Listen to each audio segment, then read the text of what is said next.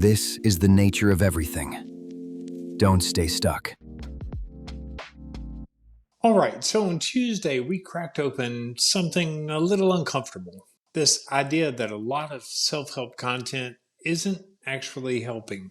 And not because the messages are wrong, but because most of us don't finish them. We don't follow through. We start to confuse insight with progress. Yeah, and awareness, it feels like progress, but guess what? It ain't. It's just not. It's a dopamine hit. I feel seen, I feel heard. But then what? You go back to the same old habits, the same old loops, and you're still stuck in the wrong practices, and nobody's talking about that part. Yeah, and that's the part that messes with us because it feels like you're doing the work, but really you're just collecting information, collecting concepts and language, enough to sound like you've changed, but nothing's actually different. So today, we want to explore that piece. Why does the self-help world work this way? I mean, why are so many people still stuck in that cycle if this self-help world is moving so well? And, what does it actually take to move forward then? Like, what is it going to take to close the gap between knowing and actually doing? And just for context, if you're new to the podcast, we're Bo and Clint. I'm Clint. We've been friends since the fourth grade. Thick as thieves, partners in crime, all of the metaphors you could ever make. We've been that since we were kiddos. Yeah, I mean, it has been a minute or a week or a year's, whatever. Mhm. And most of what we talk about here, it started as just friendship, daily check ins between the two of us, trying to figure out life stuff, business and identity and what to do when you're stuck, but you're still kind of a high functioning person, but you're still stuck. Absolutely. And out of all of those calls came this way that we work through things, this framework that we use. And we didn't mean for it to become like this system, but I mean, luckily it did. And we call it COIN. It's short for confirm it, own it, be intentional, and change the nature of everything. We use it a lot on this podcast. You'll hear us say things like, confirm it, or we talk about the gap or taking ownership. And this is really where it comes from. And look, if you want to get more familiar with this framework, we put it all in a book. It's at coinyourlife.com. And also keep up with us on social media. Just search Coin Your Life. But today's conversation, it's not about the framework, it's about the trap, the loop Mhm. that we can all get stuck in, where knowing better still doesn't move the needle. So let's put some numbers on this because it's not just a feeling, and the numbers don't lie. So the numbers, roughly 1 out of 3 adults even read books anymore. Only 33% of people. Who reads? But look, when it comes to self help books, most people don't even finish them, not even Mhm. close. Yeah, not even close. Because here's another number. Only about 20% of people who even start like a self-help book is the number that actually finish that type of book. I mean, it Mhm, means mhm. 4 out of 5 people quit somewhere between like chapter 2 and this feels uncomfortable. Yeah, because here's the brutal part. Of the people who do actually finish, less than 5% of the people who actually finish the book implement any of it long term.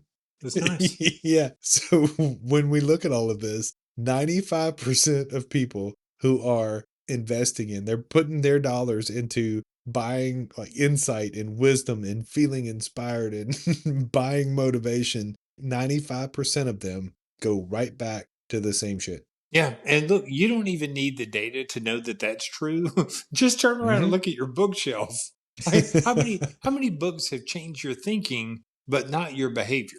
Sure. And look, it's not a failure of intelligence in any way. That's a it's like it's a systematic problem. It's a system problem.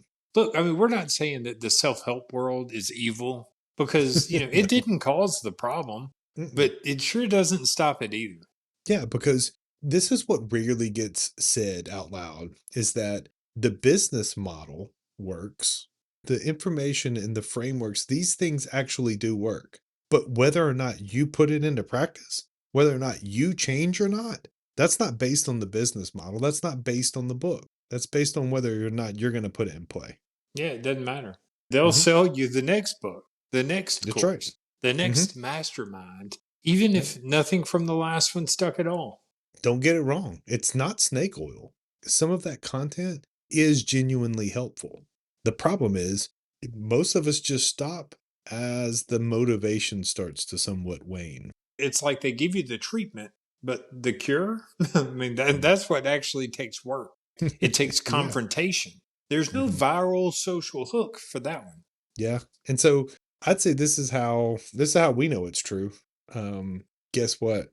We've done it. Like we've read the books too. Yeah. And there are plenty of times that we didn't put it in practice. Yeah, we read the book. We Mhm. underlined that passage. We shared that quote. We felt something inside shift. But then we look up 6 months later and we're still stuck in the same patterns we were. Yeah, so look, it's easy to feel motivated. It's easy to like get that jazzed sense like, "Oh, I got this now. I'm fixing to do all these things." And it's easy to believe that change is just going to automatically take place. Or as Bo would say, it's automatically going to get in there, right? Because your brain actually loves that feeling. Your brain loves the fact that you think that that's about to happen just like that. Yeah, but nothing in your habits or your patterns or your posture in life, none of that actually shifts. And so it wasn't change. It was just a hit of the dopamine. The dopamine hit, right?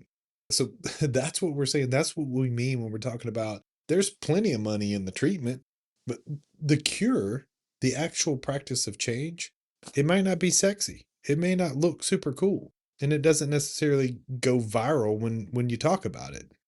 I know this trap, and not just in theory, but from the inside. I get it, man. I remember that. I remember the stretch. Like you were full throttle, like locked in, building, becoming all the things, man. I get it. Yeah, I mean, at the beginning of my real estate career, this is like 25 years ago, and it's kind of a path I didn't plan for. It was kind of a detour, but it clicked, and I was good at it. And once I Mhm. started, I went all in. The books, the tapes. That's how long ago it was. The tapes. Tapes. The seminars. It said I could unlock the potential within me, and I was totally into it. Yeah, for sure. You weren't just like sticking your toes in. You weren't dabbling. Like you were consuming. I do remember that all of the Carnegie stuff and Heal and Pill. I mean, all of it. Like all of that stuff. It hit hard back then. I remember Hallelujah, brother. Like but honestly, I had never heard some of those kinds of ideas before. Belief, confidence, and mindset stuff. Like it felt just Mm. electric. And it worked. I mean, I took that motivation and I did turn it into results, real traction. You did. Absolutely. For all of the right reason, because that kind of input, when it's new, I mean, it does. It fires you up. It lights up everything. And especially for somebody like you, you've already got like drive already naturally baked into who you are. So like that was the natural catalyst for you. Yeah, but here's the truth. I burned through that low hanging fruit and all that motivation. It gave me a great quick start. But when it came time to sustain that, I didn't have it then. There wasn't Mhm. any rhythm. There was no real practice underneath all that performance. And eventually I was running on fumes. That's how you crash out, right? And I get that. I know that one too. Like we're like all high on the belief, but you look around and I have plenty of times and realize that I didn't build anything solid to hold on to. It was just clicking while the motivation was high. I mean, that cycle, it repeats and it repeated for me. And Mhm. at some point, I didn't want that roller coaster ride and I pivoted into marketing, the thing that I actually studied, the thing that made more sense.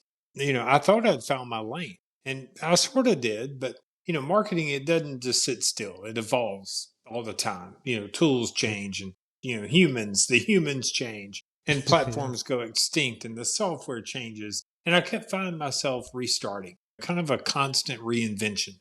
Sounds exciting.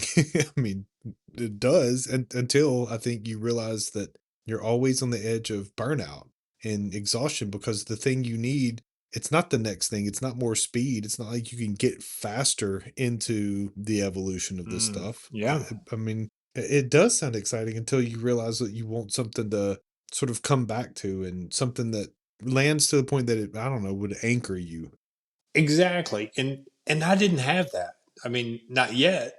I just had, another rush of insight, more books, all the stuff. Yeah, and realistically, I mean, all of that stuff, like that's just like the business side. It's like the push and the pressure and the hustle and all of your ambition, as it were, like professional identity stuff. Yeah. But then your actual life shows up, the real Right. stuff, It is. kids and health scares and divorce, aging parents, you lose people, you Mm. lose yourself. Yeah, it's like shaky ground of motivation, right? It's just like this weird flux. And realistically, it's all that surface level, like you got this energy. I mean, and you know all of that, but you also recognize that you're so exhausted, you can't hold yourself up. You don't even want to get out of bed. Yeah. Because when life gets that real, you don't need a quote. You need Mm. structure. You Yeah. need a practice. You need some way through. And realistically, folks, I mean, it's still to this point, that's not what, and I'm using air quotes here, that's not what the industry gives you. Like the self-help industry, it does do a good job, like of like diagnosing you in its own way, like telling you like you're stuck, you're doing things small, and you're not doing enough, and you can do more, and yay you. And then they kind of give you this piecemeal little thing that just says, like, get motivated. Like, what does that mean? What does that do? Yeah, or if they're feeling really generous, they'll go like really out of their way, and they'll give you whole new revolutionary ideas like know your why. You're right. Like knowing your why. That's really gonna like solve it when you're dealing with a divorce and you got to tell your kids, or like you get this diagnosis and you have the outcome of a surgery, and now you got to build your confidence back. And I don't know. Realistically, I think plenty of us get disillusioned with our professional choice or our job. And it's great to, like know your why, except for the fact that you still got to keep the bills getting paid. You got to keep the lights on. I'm not saying that knowing your why is not great. It is, but maybe not in those types of crises.